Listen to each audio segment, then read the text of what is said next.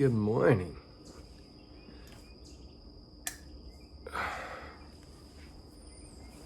Um,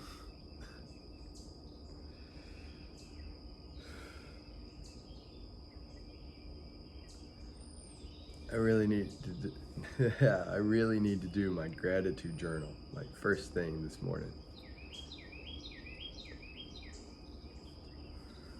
I'm so tired.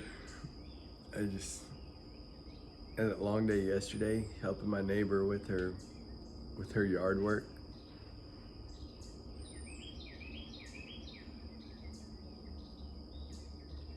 Just like 5 hours out there with like not really the right equipment, and just making it work and just pushing through. I mean, it was a really good workout, you know. It it kicked my tail. I can't believe I'm saying that. Nothing used to bother me like that.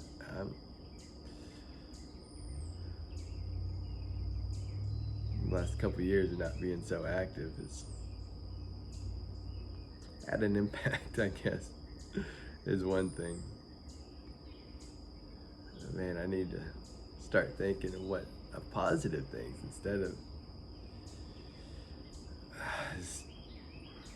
of how difficult it was and how it didn't work out and how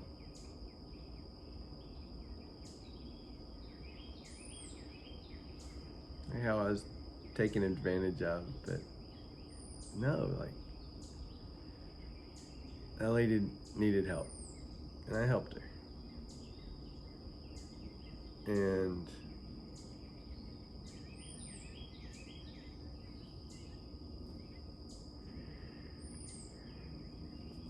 oh, and I needed that workout. I'm sure that's going to be really good for me as soon as my body recovers. No, it's going to be really helpful.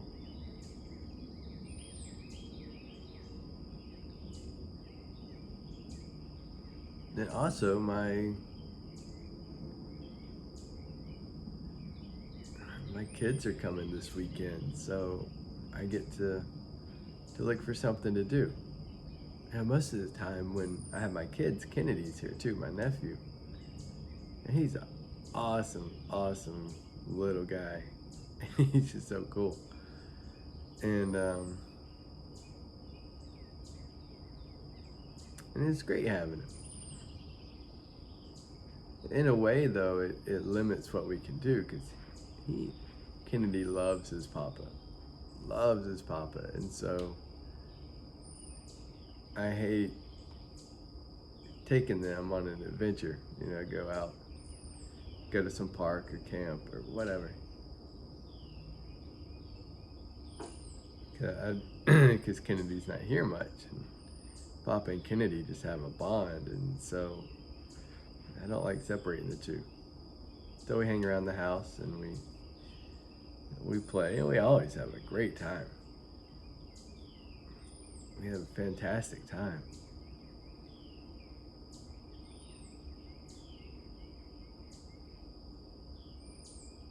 It's kind of the same thing sometimes, but on a positive note, it's super easy. I mean, when I'm with my kids, it's like the only thing that matters, the only thing that's around is my kids. Yeah, I wake up and we start playing, and we play until it's time to go to bed, and I'm just with them nonstop, and it's just great to see them and be with them, and hang around Papa's house is just so easy. We can go down to the river, or there's a beach on the river. We can go fishing or kayaking. Lately, they like playing on the hammock. It's just a regular hammock strapped up to a couple trees. They lay on it, and I swing them like crazy. They're like going just completely side to side, and they'll go like airborne, and they're screaming like, guys, it's a shipwreck or it's a storm at sea, and they have so much fun. I love just the simple things, just keeping it simple. And my tennis partner was saying to me the other day, just keep it simple.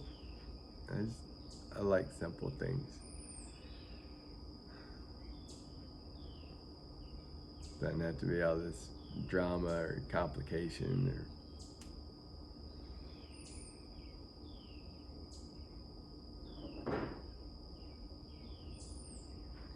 even like technology and whatever. It's just like simple things.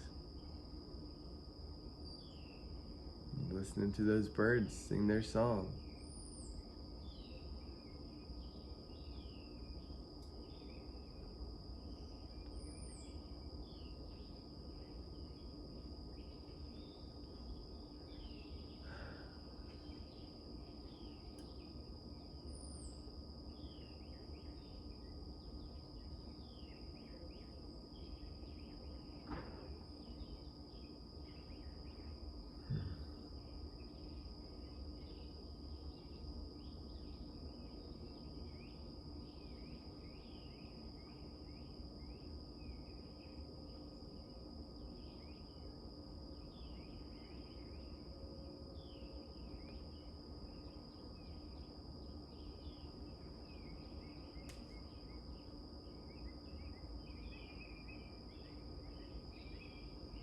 I wonder where my little fox friend is.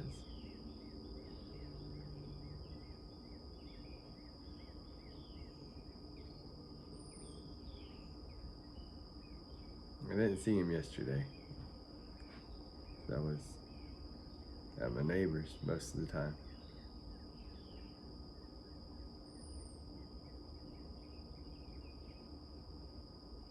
I have a little fox that roams around. I have my little patch of woods, and then it adjoins to another acre of like really dense woods, and that's like across the street from some other woods that connect to a huge forest. So somehow he's roamed over here.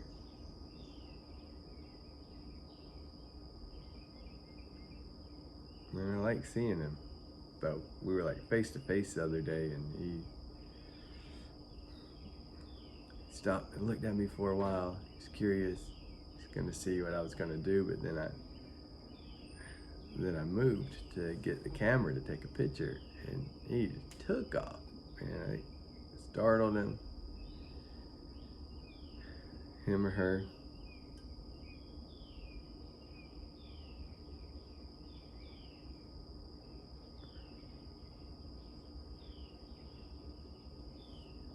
So hopefully he's still hanging around.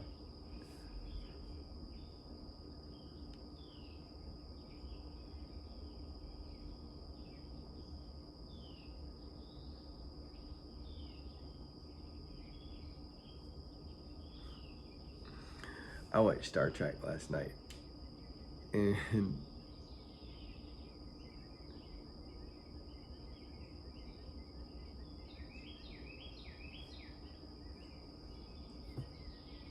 you ever wonder, you ever see those things and it's like, which one came first? Like Star Trek or the technology we have? It's like,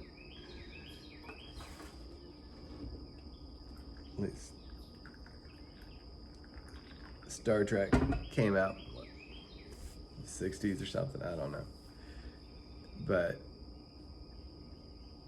like they had the flip phones, and then society had flip phones like in the 90s, and like did they find out that that technology was being developed, or maybe the military had it and it was kind of secret, classified, but they found out about it and they incorporated it into their show, or did their show spark a thought, and then scientists and whatever inventor said, that is really neat. We have to try to make that. Yeah, like which one came first? So last night it finally hit me that the captain's log, star date, whatever. they're, they're making a video journal, a vlog. They're doing this.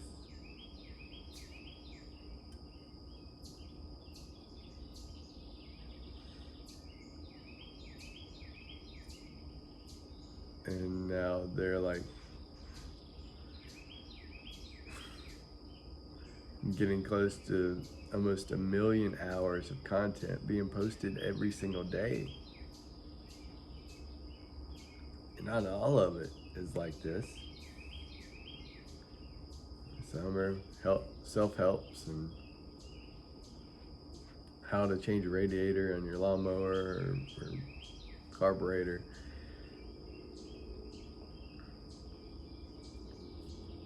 How to repair a motorcycle, how to make a shower, renovate your house. There's 1.5 million how-tos out there. And then all the like unboxings and stuff. Like, you watch someone else play with the toy. My kids, I don't understand why my kids like watching that so much. Like this Ryan character. I'm like, he got a toy. Look at him, he's playing with that toy. And they just watch him and watch him and watch him. And it's like, guys, y'all have that same toy. Why don't you go play with it? And they want to watch the screen, and they enjoy playing with toys, so they just combine the two and watch on the screen somebody playing with a toy. It doesn't take any imagination or energy, so it's super easy, and it just like streams in like dopamine.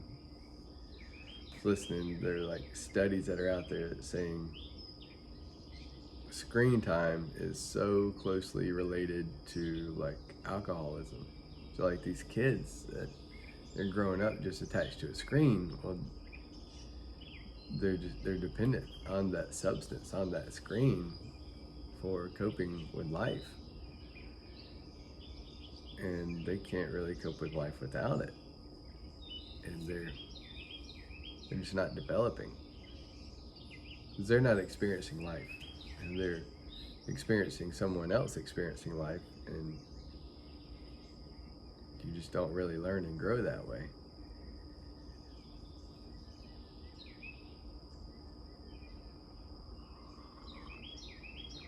So I'm always trying to keep my kids off the screen. Whenever the kids were young, when me and my wife and I were still together, we didn't have a TV. We eventually we eventually got a TV because my wife, she was kind of into photography, and so she had this camera from like way back, and I bought her some classes, and then I bought her a computer and a big screen to like set up her office, because she was trying to take pictures and sell the pictures. And some of the pictures were really neat,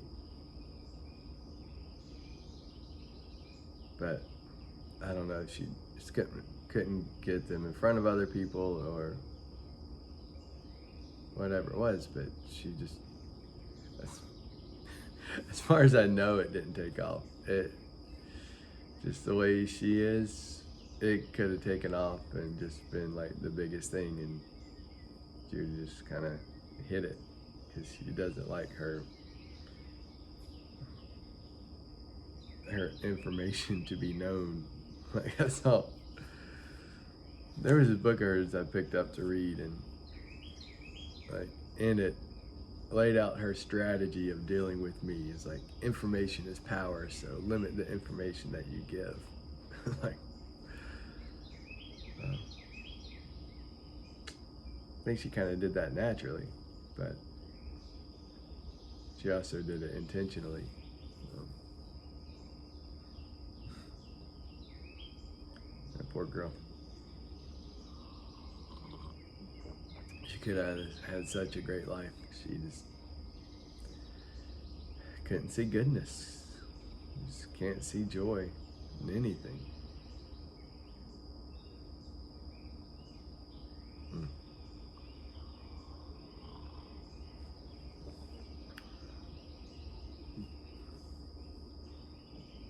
So I was thinking about, I need to do my gratitude journal because I got up and I was still focused on the past. Like, how my wife comes up all the time, yeah, I'm still focused on that part of my past. But you can't live in your past. You can't, even just yesterday, it's gone. It impacted you. It infected you. It affected you. Whatever it did, it's gone and over with, and you're not revisiting that in a physical sense, but your mind can revisit that. It is something that whatever you're not happy with, or you're trying to understand something, but it doesn't help. It, especially if you revisit that because you're angry at something hurt your feelings, or someone did you wrong, or you're just kind of dwelling on the thing.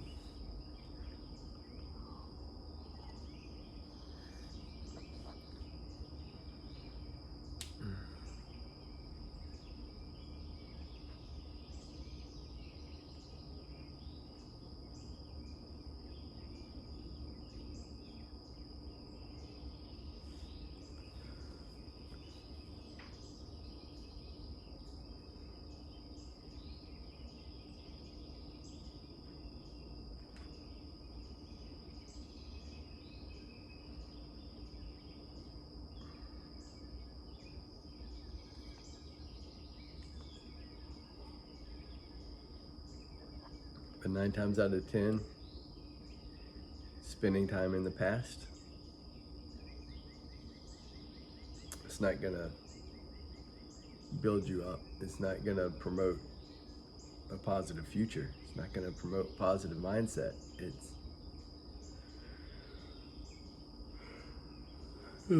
It's just gonna steal your present day.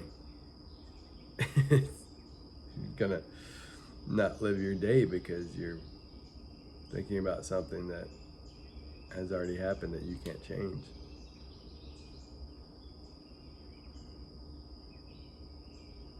And it's easy to understand like why we do that, like thinking about the past, but it's a horrible habit to be in. You're just always thinking about the past. Well, you just end up depressed.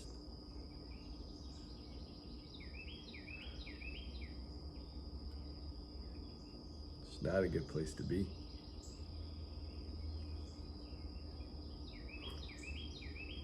But sometimes the future can be scary because the past has been painful.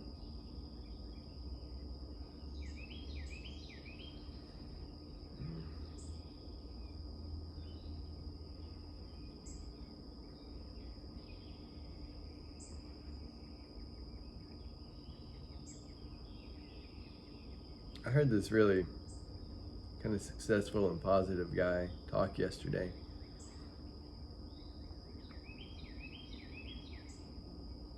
I was listening to a podcast while I was doing the yard work, and I don't remember who this one was.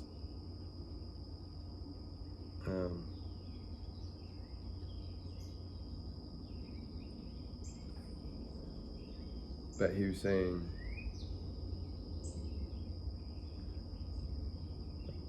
essentially, the thing you're afraid of is the thing that you should do. Like, if you're afraid of something, you should especially make sure you do oftentimes the things that we're the most afraid of, they have the greatest return for us. They have the greatest result. They take our lives to a whole new level.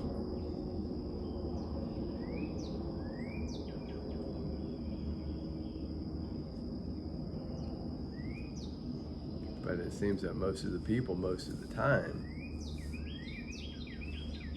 run and hide from fear. Like they might hope for a little bit and get something started. And then as soon as something difficult or unsure or scary comes up, well, they stop and they pivot and they look for something that's just simple and easy.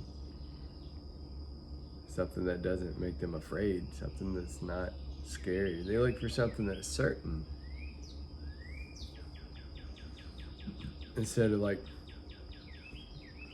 embracing the day and going after that uncertainty of learning what's out there.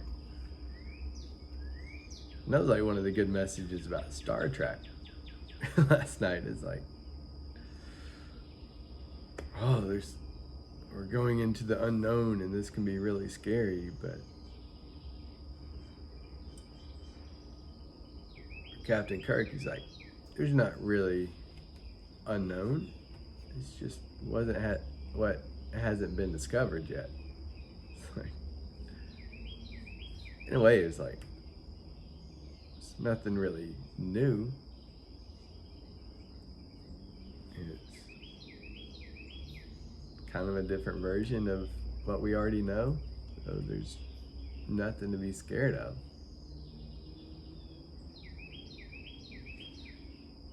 I mean, what is it that we're scared of anyway? When differences or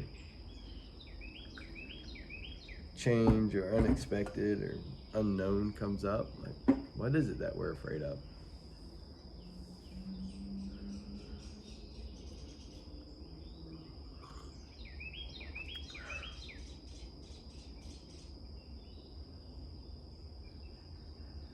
Are we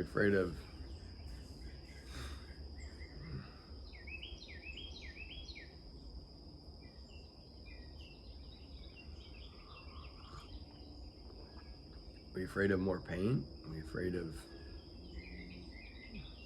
damage to our bodies, our stuff? Are we afraid of loss, losing our stuff?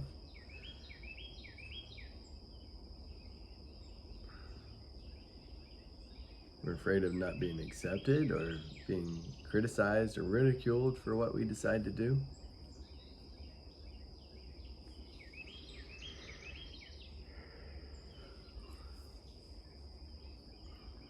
All things seem pretty likely and pretty normal.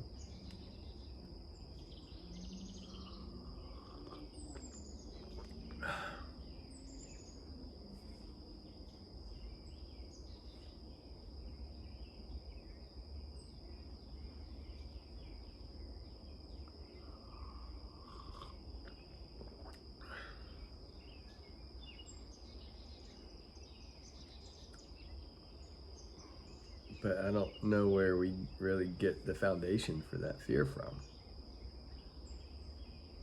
Because, I mean, every day there's something to be afraid of. And if you kind of go after that, like head on, like you just do your thing anyway and see how it ends up. We have like thousands and thousands of days of experience to say that, well, that fear of pain, that fear of loss, that fear of rejection or whatever, well, vast majority of times, those bad things never occurred. So there's not anything to be afraid of. And like, even if something comes up that's challenging,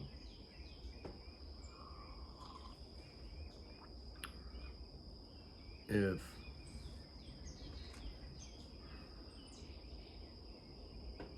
you get into something that it doesn't go your way, causes some stress,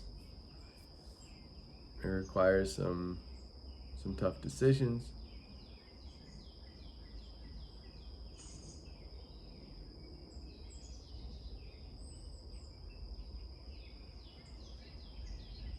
That was weird. But that's fine, you know?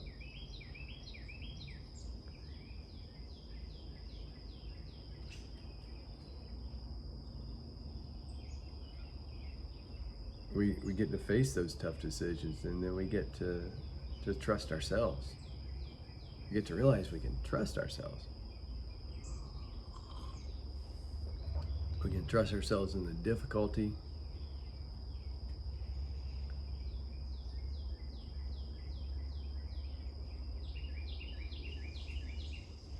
We can trust ourselves to get through whatever the situation is.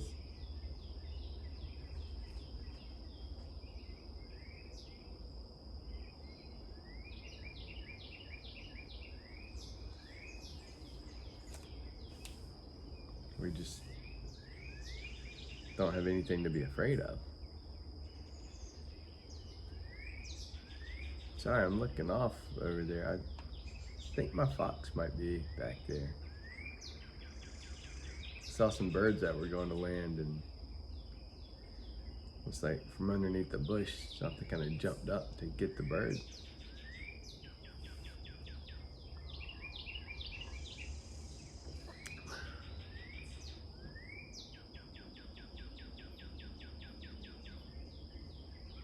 I hope it's that fox. I would hate if that fox gets like, caught by animal control and like,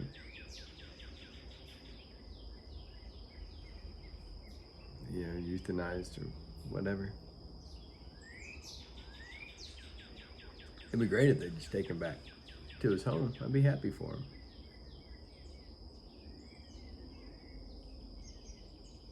But I've researched a little bit on foxes and stuff, and they can make some pretty good pets.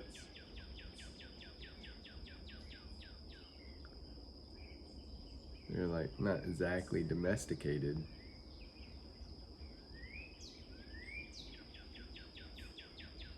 But there is like one breed of like domesticated fox. And some website said it costs like $9,000 to get a domesticated fox pet. Like, that'd be unique. That'd be pretty cool.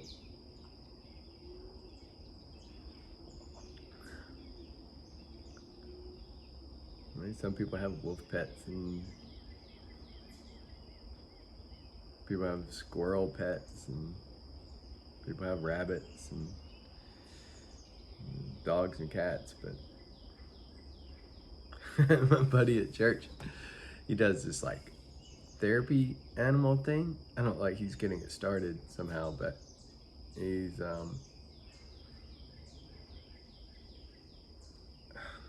I don't know the setup. I know it kind of, he was working on it a while back, and it kind of went sideways on him. His business partners kind of messed him over, but he's starting again. He's going after that challenge again and that opportunity, because he loves animals and he loves people, and he's collecting, getting animals to help people. So it's always good to combine some of the things that you love. But at church on Sunday, yesterday was Monday, so a couple days ago, he had an albino kangaroo, like in a little patch, like in a purse type thing. It was to mimic like the mother's pouch or whatever, to mimic the natural behavior of kangaroos. He was just kind of in there sleeping, and he'd like poke his head out every now and then and poke his big little three-toed feet and his tail, and I guess he was still pretty young, so he wasn't getting out and jumping around, but he was just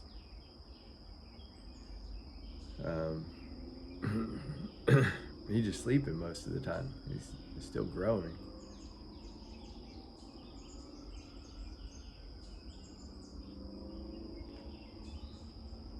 but he was pretty big, I guess. He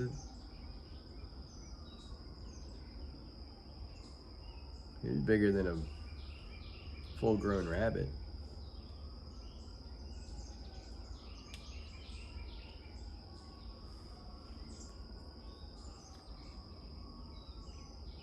Maybe about the size of a house cat.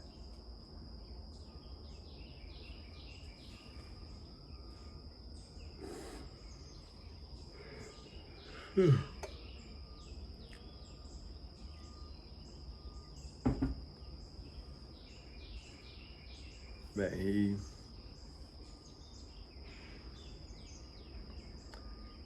one individual that he's facing his fears. He's facing the unknown. He's willing to accept that life is gonna have some difficulties, but life isn't over. And you keep working through these difficulties, and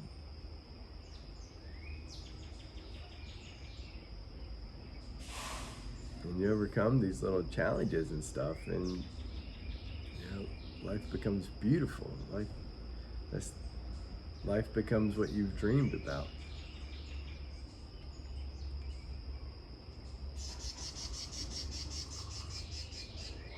Your dreams come true when you face challenges and obstacles and keep on pushing through. Find a way through it.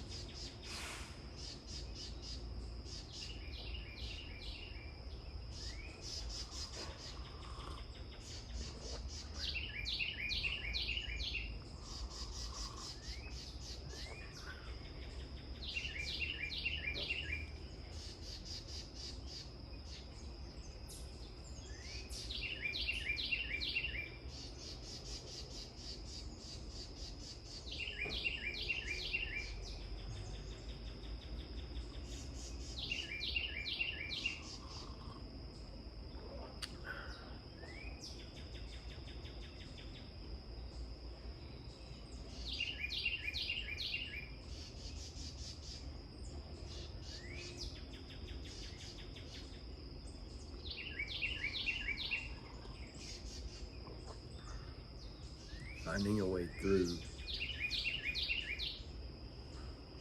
these obstacles, these opportunities.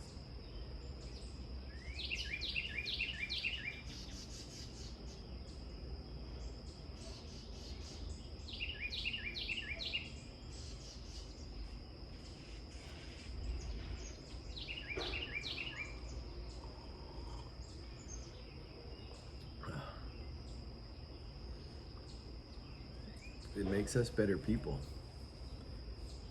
It makes us satisfied and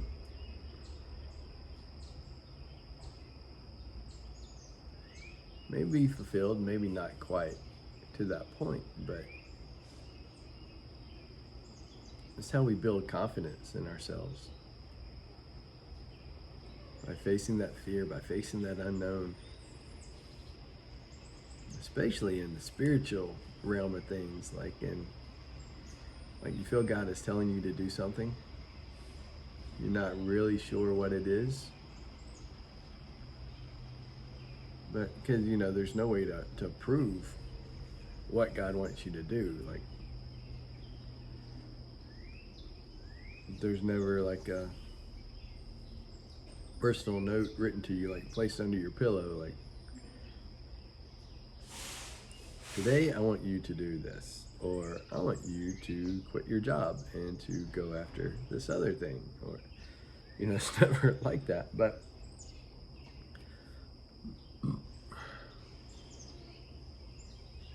God will ask you to do some really big, really unusual, crazy things.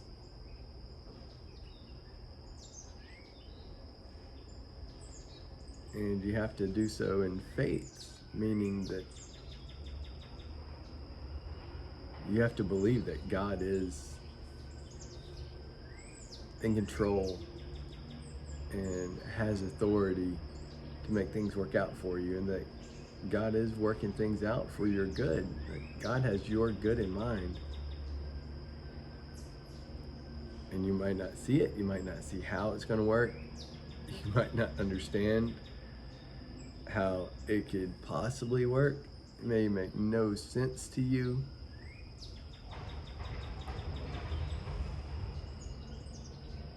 But I just have to do it anyway. And trust,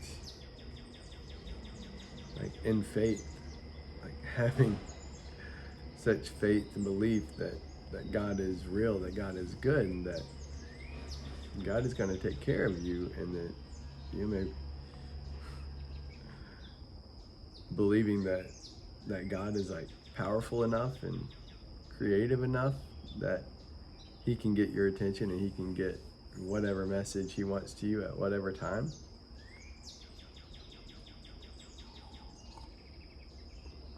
And that when you step out in faith away from what is your current known into something that's unknown, it just doesn't make sense. Like, God is good enough and in control and has enough authority to take care of you while you're going through this like unknown season. While you're finding out what God was calling you to. I mean, people, we like to be in control. We like to know what the result's going to be. We like to, study and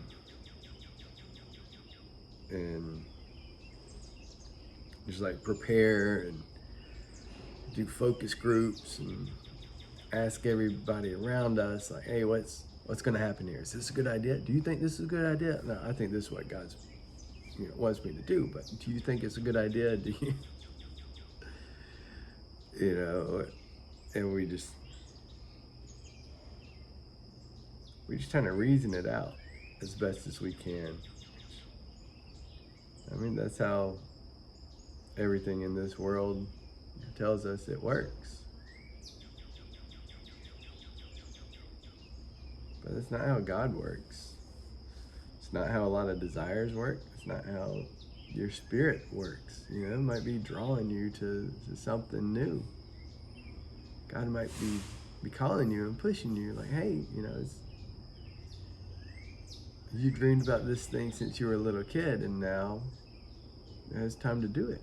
And you're established in life. You have the job that all set up, and you have a reliable income, and you have stuff that you can trust that's going to come in and take care of you.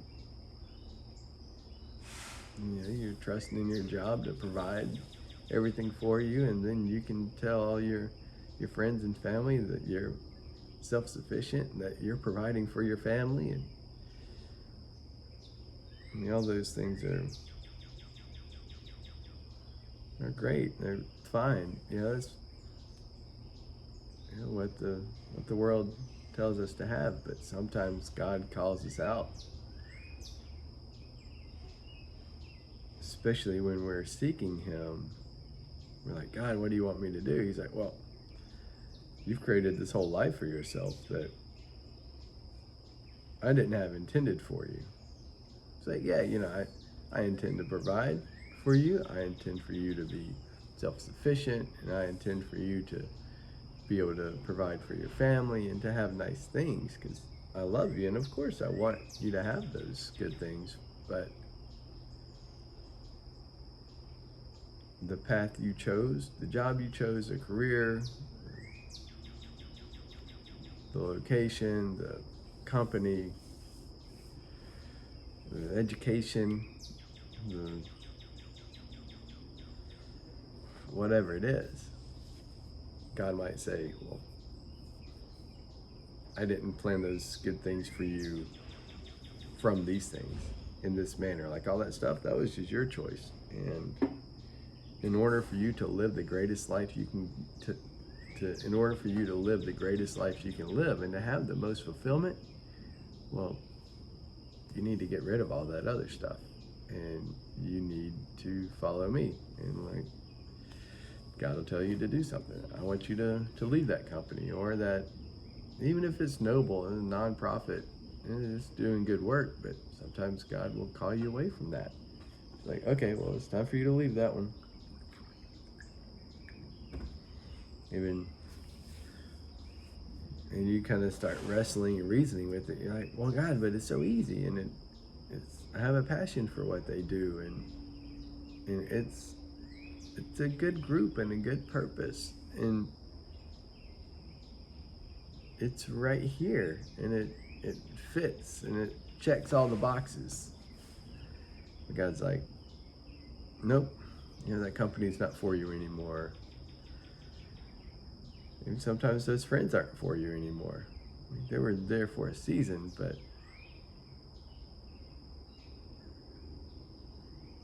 it's time to move on.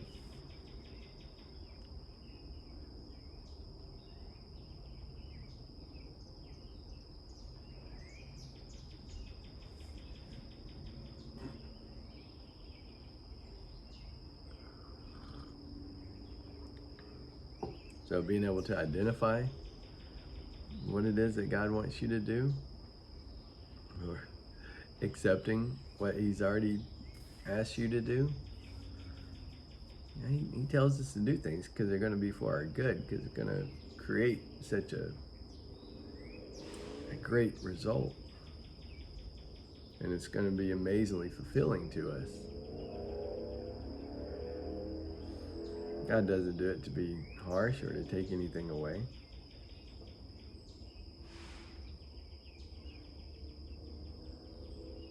God's loving and He's always taking care of us.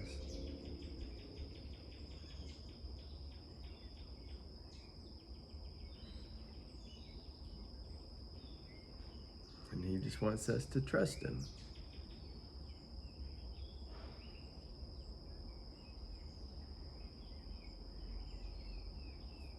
And that's like one definition of faith. Trusting in what you can't see, trusting in a path, a journey that you don't really understand, that's not going the way that you expected it to go, but God is saying, this is it. Learn to depend on me. Faith has to be exercised and has to be built and developed, and it's not something that just happens. It's not something you just wake up and have one day, but faith is like confidence in God. Confidence in yourself, you have to face something and then overcome it, and then you have confidence in yourself. And like the same thing with following God. In faith in God, you hear God say something and you step out and you do it, and you're like, man, that was amazing. Well, you stepped out in faith, but now your faith has grown because you have additional confidence in God. You took that opportunity, and you were vulnerable enough and willing enough to do something.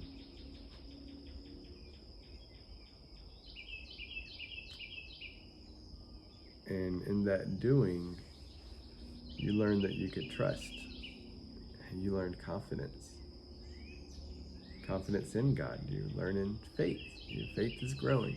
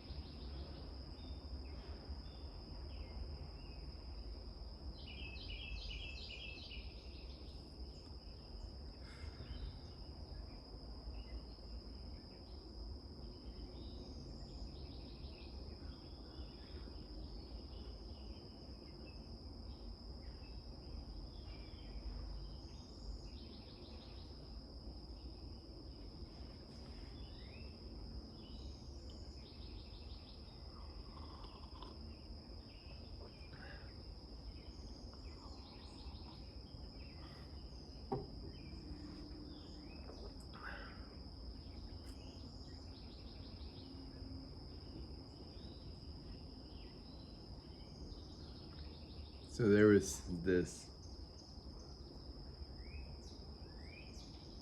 other podcast I was listening to yesterday.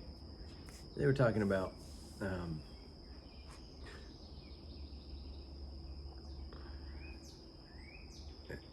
especially in the self-help genre of books and speakers and stuff, that it is really where what people speak on and teach on and what they become experts in, like that's the thing they needed help with the most. Like there was a time in their life where they were not in a place they wanted to be. And the thing that they identified that was their challenge and their pain, and the thing that they needed to work on the most, well, they start working on it. And like they realize that other people need help in that same area. So they start sharing their experiences. And write books and workbooks and whatever, seminars, and they do all these things, but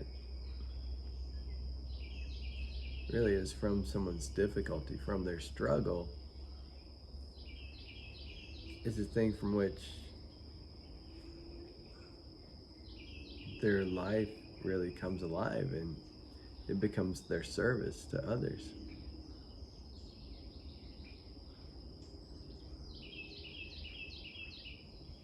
What a beautiful thing that is.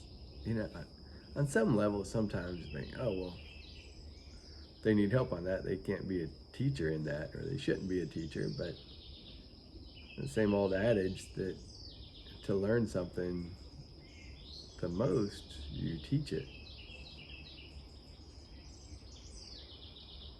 It's like in the teaching, it's when you become an expert. So kind of taking that frame and like putting that on our lives, on our challenge, on our thing we're afraid of, like should be encouraging. Like you don't know what's coming around the corner, but you have an urge, you have a faith that like God is pushing you to a new direction. God is pushing you to that new thing. God is pushing you to that, it's really old thing, but it's new to you because you had given up on it. But God is pushing you back towards that.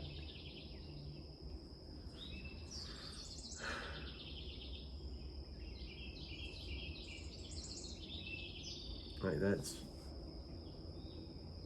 the thing that is going to make you come alive. That's the thing that's going to give you the most fulfillment.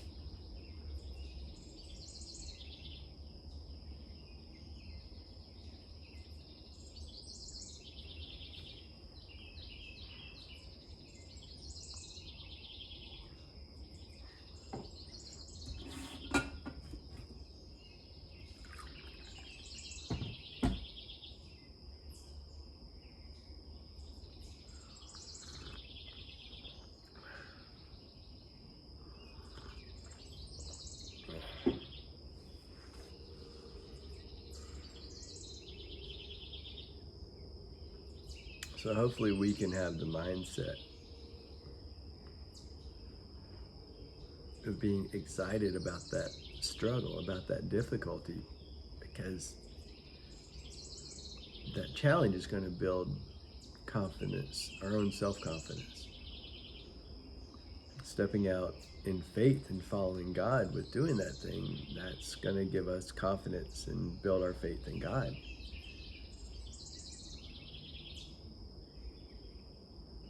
And facing that challenge, that difficulty, that unsureness, that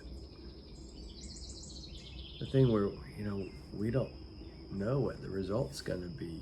It's kind of unexpected, uncontrolled. But facing that and overcoming that and succeeding in that, like that's the thing that's going to give us life all the way around.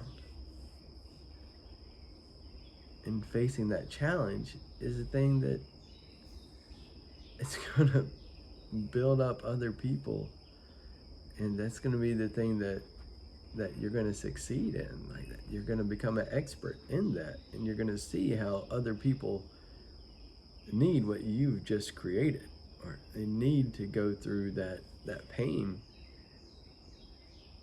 to become the full person that they're meant to be, to really find and experience the person that God intended them to be.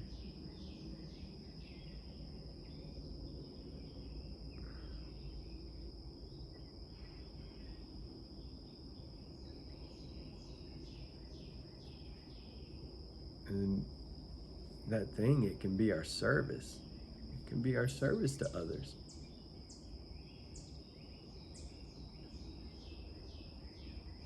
And then when you're serving others, man, you're loving others. You're loving others through your service. And that's where a person really finds fulfillment. And they realize, it's not all about me. It's about others. It's not about me, earning recognition, but giving recognition. It's not about me taking and receiving love. It's about me giving love. It's like love is one of the few things you can't run out of if you use it. It's like love is, the more you use it, the more you have. But the less you use it, the less you have. If you don't have love for yourself, if you have a hard time appreciating yourself, well, you're going to keep finding reasons why you don't deserve love, and eventually it will diminish and it'll run out. But if you engage yourself in serving other people, or you frame what you do as a service to other people, as something that benefits other people, like that's what we were wired for. We were wired for helping other people. And so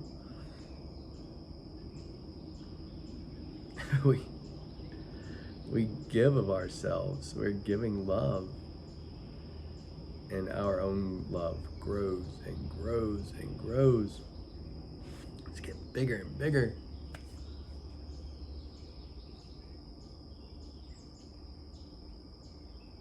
And then it just overflows. It just naturally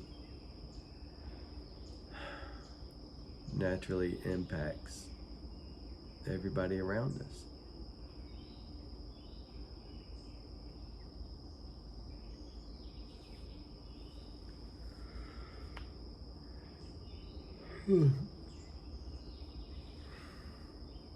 What a great society that would be to live in.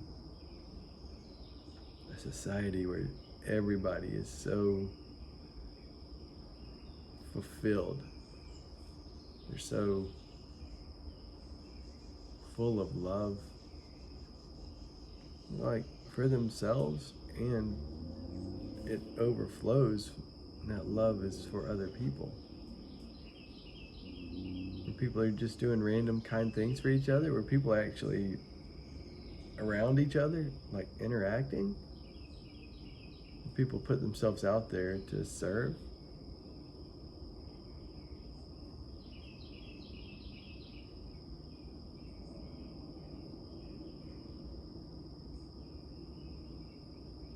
It's like a whole new world where people give of themselves instead of just being so concerned about just taking and taking and taking.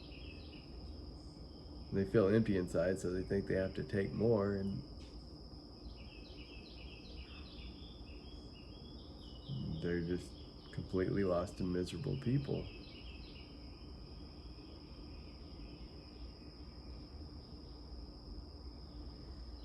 It's so sad that people become that way.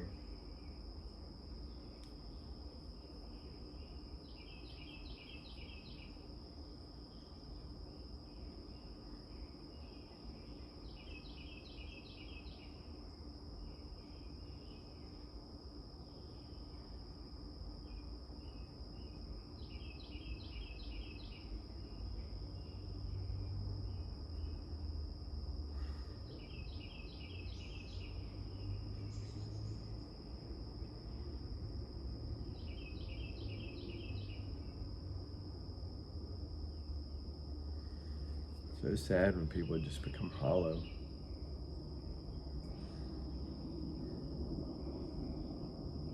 Just broken.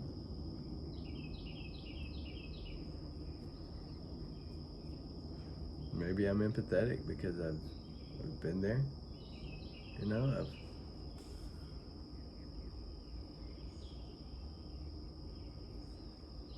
I know that it just,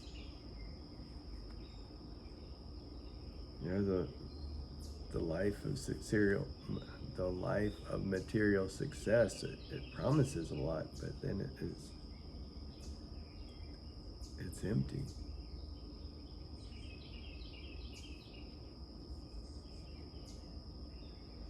Like you never have enough.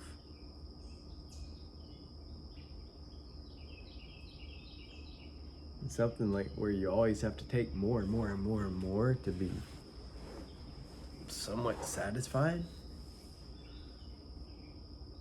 Well, that should be a goal that should be a reminder, an alert, an alarm that you're chasing the wrong goal.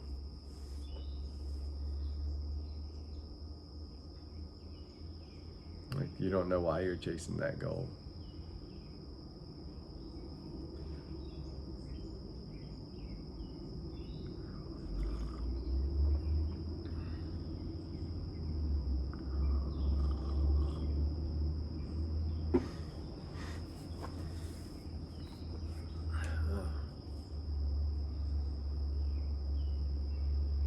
But if your goals make you excited, or if the results of your goals make you excited and make you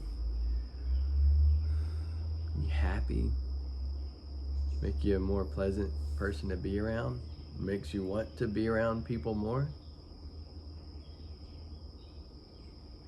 makes you believe in God more, builds your faith and your trust in God and people around you, that's a worthy endeavor. That is something worth pursuing.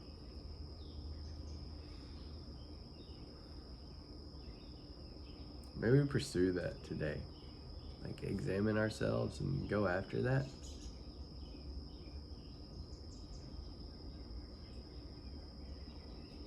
What stories we would have.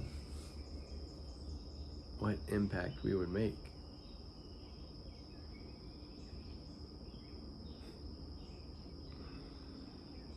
Just going out and doing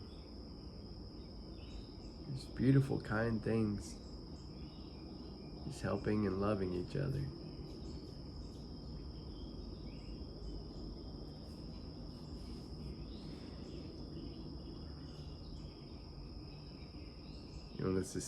You want to see our society change for the good. And show other people they're worthy of love. Show other people they're worthy of your time. Show other people that you are willing to love them, that God through you loves them. Love is the thing that all people are looking for all the time.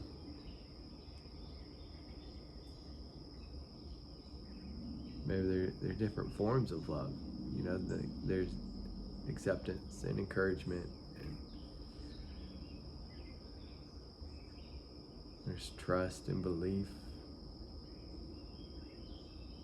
There's kindness and gentleness and forgiveness.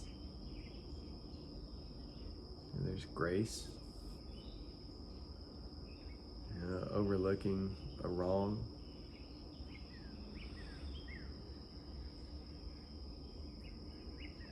Serving other people, help them overcome their challenges. There's so many types of love.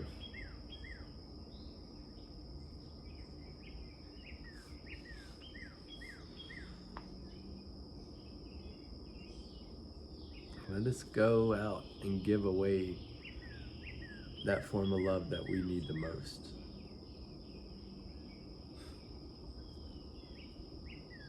It's like when we give it away, we'll have more than we can ever use.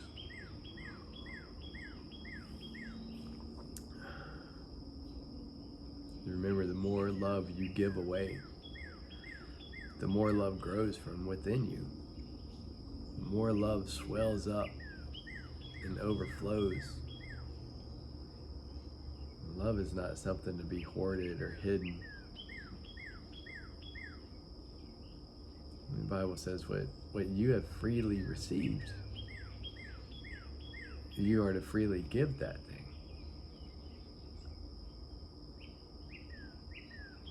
You know that love is a free gift. It's free. It doesn't cost you anything, but when you give it away, man, it makes the biggest difference.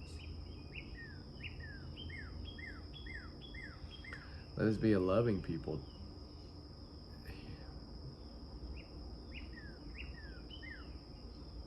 Let Christians really reflect Jesus and show love to people around us.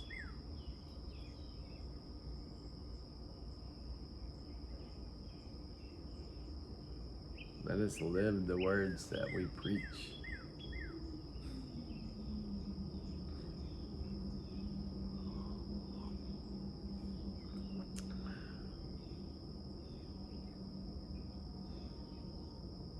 And the higher up you are in a church, the more important it is for you to do this. These pastors don't have a great reputation right now. Denominations don't have a great reputation. Religion as a whole doesn't have a great reputation.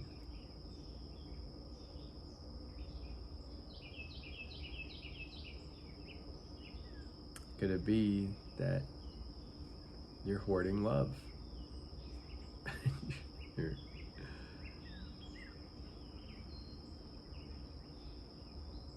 Could be.